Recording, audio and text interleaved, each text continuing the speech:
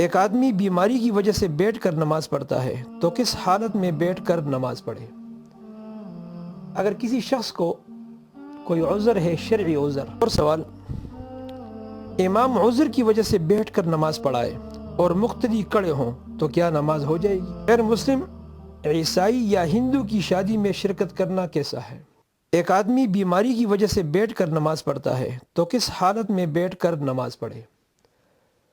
اگر کسی شخص کو کوئی عذر ہے، شرعی عذر، اور وہ کھڑا نہیں ہو سکتا، بیٹھ کر نماز پڑھتا ہے تو اس طرح بیٹھے جس طرح التحیات میں نمازی بیٹھتا ہے، ایسی صورت میں وہ نماز پڑھے۔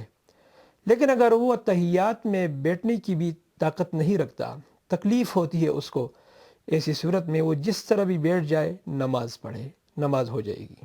ایک اور سوال، امام عذر کی وجہ سے بیٹھ کر نماز پڑھائے اور مقتدی کھڑے ہوں تو کیا نماز ہو جائے گی؟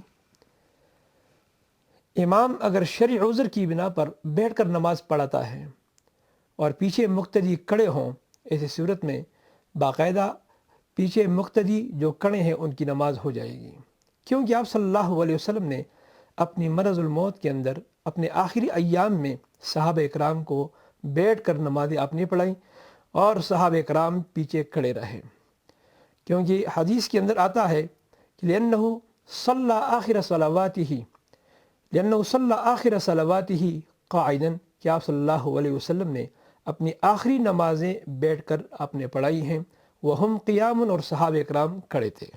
اگر کسی نے نماز میں قرات کرتے ہوئے بھولے سے کسی لفظ کا ترجمہ بھی بلند آواز سے پڑھ لیا تو کیا اس کی نماز درست ہے؟ محمد ظفر بٹھگرام۔ اگر کسی شخص نے نماز کی قرات میں کسی آیت کا یا کسی لفظ کا ترجمہ بلند آواز سے پڑھ لیا تو اس صورت میں اس کی نماز باطل ہو جائے گی، فاسد ہو جائے گی۔ غیر مسلم، عیسائی یا ہندو کی شادی میں شرکت کرنا کیسا ہے؟ جواب یہ ہے کہ آج کل مسلمانوں کی اپنی جو شادیاں ہوتی ہے اس میں کتنے خرافات، کتنے رسومات وغیرہ ہوا کرتا ہے، وہاں پر بھی جانے کا جواز انتہائی مشکل ہے۔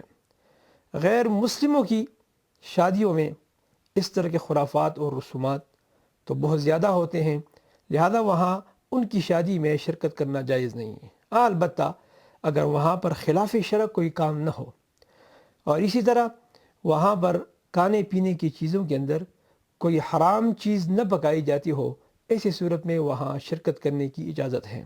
البتہ ہمارے فقہائے احناف رحمہ اللہ فرماتے ہیں کہ بہتر یہ ہے کہ شادی کے 3-4 دن بعد اس کے پاس جائے اور تحفہ بھی لے کر جائے اور اس کو مبارکباد دی جائے تو یہ بہتر ہوگا۔